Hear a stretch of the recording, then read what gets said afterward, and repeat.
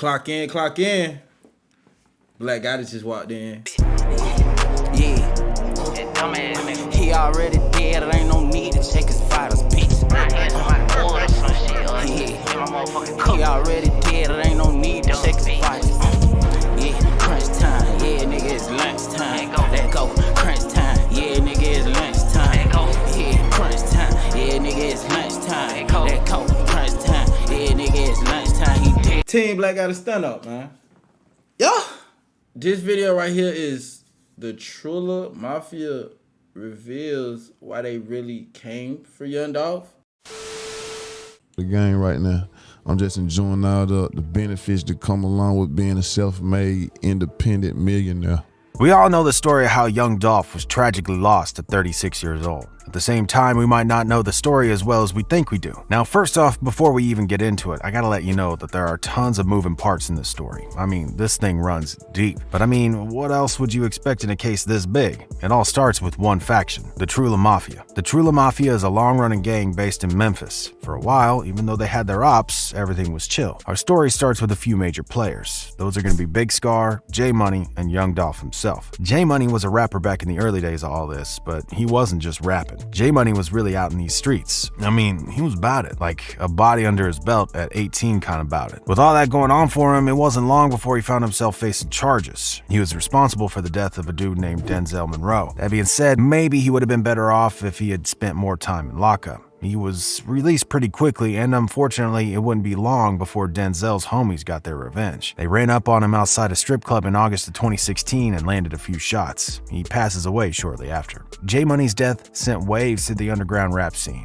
In fact, the loss of J Money was so far-reaching, it prompted Trey Savage from Glow Gang to post a message in memorial to him. He said, "Damn, bro, on blood, yo ass was a bug. You was just in Cali. You hit me up, bro, I was gone. Damn, little bro, I told you to stay in it, but stay out of the way. Chirac to Memphis. Hashtag Trulla Trulla." But that wasn't nothing compared to the problems it would cause within Memphis. As a result of J Money's death, Big Scar decided it was time for a new setup. He split from Trulla and founded Double R, which stood for Rich and Reckless. Unfortunately, a lot of the dudes from Trulla found this to be a pretty disrespectful move. These little schisms in the gang would eventually result in cracks that grew larger and larger until the unthinkable happened. Since there was already a little bit of beef going on here, it only makes sense that we get some feuds. One of the most intense feuds was the one between BG and C-Mode. BG was riding with Double R and C-Mode ran with Trulla. One of them started sending disses and subliminals back and forth at each other, both on their social medias and in their tracks. During this time, BG, Big Scar, Baby K, and a few other homies were the major players in Double R. Eventually, after things been popping off for a while, things took a dark turn. BG passed away and nobody knew exactly who had done it. After that, the Double R guys definitely had a few.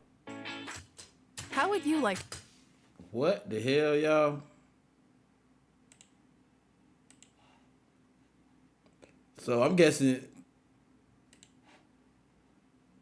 this situation is probably a little deeper than I thought it would be. Like, this deep. Like, they going back to the roots and all type of shit. You feel me?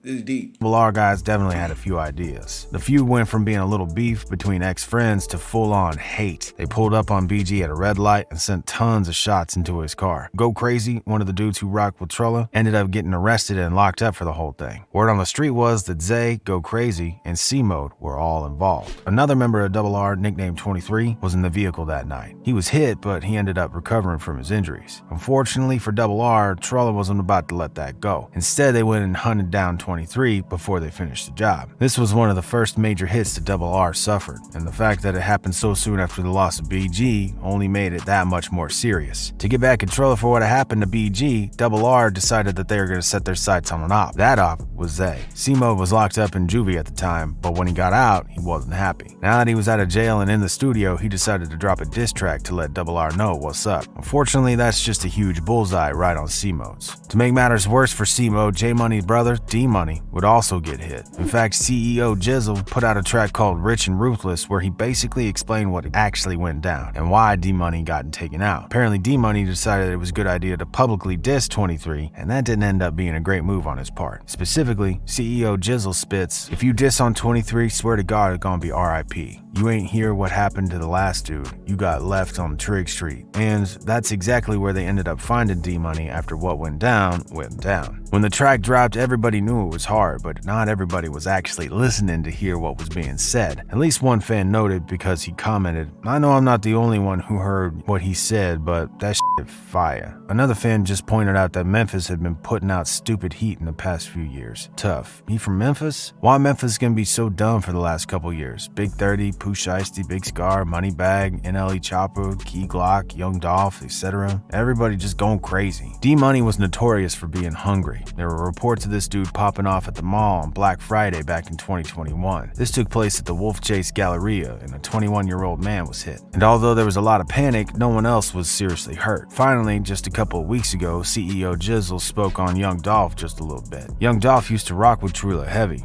In fact, according to tons of people, Young Dolph was extremely close with J-Money. That is, until an unexpected twist came into play. With the death of D-Money came a lot of questions. If all of Young Dolph's Double R homies are clowning on D-Money, there's no way he's able to play both sides. He's either got to really lean into the Double R life or distance himself from it. Otherwise, he's gonna start making everybody from Trulla big mad. So what does Young Dolph do? Well, maybe he knew, maybe he didn't. But apparently Young Dolph ended up signing a rapper who went by the name Uncle Danny. Uncle Danny, also known as Big Unk, was identified as the guy who took out D-Money.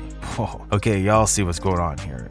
You can see why this doesn't look good for Dolph. Not only was Big Unk the one who did it, but he was also way close to Big Scar. Is this nigga talking facts? Cause hold up, but he kind of getting somewhere, bro. What the hell? Dude who founded Double R in the first place. Now Young Dolph's about to put this man on? Trulla must have flipped out when all this happened. In fact, they did. Like, for a fact, we know that. It took a minute for the news to really get around, but when it did, the consequences might have been serious. That's because shortly after all this came out, Young Dolph tragically ended up losing his life. So what really happened there? A lot of people were quick to assume that Yo Gotti and Black Youngster were involved. Yo Gotti and Black Youngster had problems with Dolph basically since forever, or at least since Dolph put out a project called King of Memphis. It got to a point where the two of them were looking for Dolph in the streets and releasing diss tracks. It also didn't help that in 2017, Gotti and Black Youngster were found to have made an attempt on Dolph's life. His car got shot at over 100 times in Charlottesville, but luckily for Dolph, he made sure to get the car bulletproofed. That meant that no one was harmed when it all went down. Black Youngster and a few other dudes were arrested, but cops couldn't gather enough evidence to actually take him to trial. Isn't that just a little suspicious though? Well, yeah, that is suspicious, but what's more suspicious is the fact that almost everybody involved in Dolph's death belonged to none other than the Trulla Mafia. In fact, the CEO of the Trulla Mafia, the big boss, was arrested in connection to the case. Even though one of the suspects ended up escaping in a transfer, we pretty much know who did it. For the longest time, people thought it was just jealousy, or maybe Black Youngster and Gotti ended up finally getting Dolph. That's not the case though, and I'd say there's a pretty strong case for the idea that his old homies caught up with him. To make things even clearer, there was a Facebook post that got made shortly after Dolph died. Someone said that J-Money would have the whole town crying over Dolph if he was still around. That's when J-Money's own mama hopped on the post to say that Dolph didn't have the city crying over J-Money, and that he signed the very dude who got D-Money. It's likely that since she wasn't rocking within that, the rest of Trulla wasn't about to let it slide either. Regardless of what exactly went down between Dolph and Trulla, whether people were paid, whether Gotti and Youngster were involved, what happened on November 17th, 2021 happened. Dolph was picking up cookies for his mom, and two dudes showed up in a Mercedes-Benz. He got hit 22 times. Crowds gathered, people cried. The rap industry was shaken up to an indescribable degree. Shondell Barnett, Cornelius Smith, and Justin Johnson were all picked up in connection to the crime. Pretty much everyone's baffled when even beginning to think about what happened in this situation. One person on Twitter said, "I thought Young Dolph was cool with the Trulla dudes. I guess not."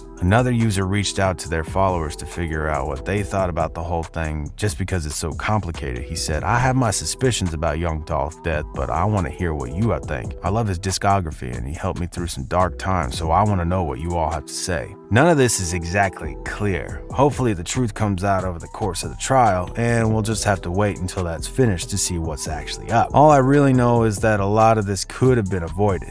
There were no reasons for any of this to turn out the way it did. That's the way it seems to go in these kind of stories though. Friends become rivals, then they become sworn enemies. This isn't all that went on between two gangs. Just what went on was really relevant to what ended up happening to Dolph, and most of what went on that led to the split between Rich and Reckless and Trulla. I'm pretty sure y'all got the same thing that I got out of that. And what we basically got out of that is, my nigga, don't nobody know what really happened, fam. Like, nobody knows shit. For real. Fam. This situation is real deal deeper than we thought. It's a lot more loose ends than we thought.